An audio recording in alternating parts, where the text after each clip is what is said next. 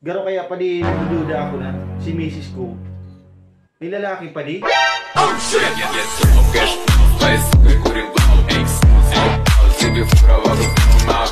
May iba pala na ako pa di. Nailing ko to na may di mo na pilit gan ha. Regalo mo to kay nanak. Ay, tunay to pa di. Baka man to pilit gan. Huh? Seryoso, tunay to pa di.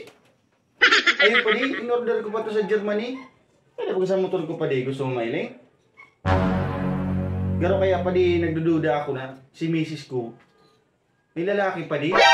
Pasi man pa di nagtatamang hinala ka lang. Kaya man ito magigibo sa imo ni Madi.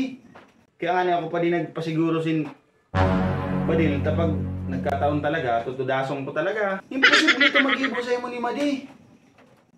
Dudahonon kaya ako pa di? Para mo ang baga na ang duty ko pambanggi.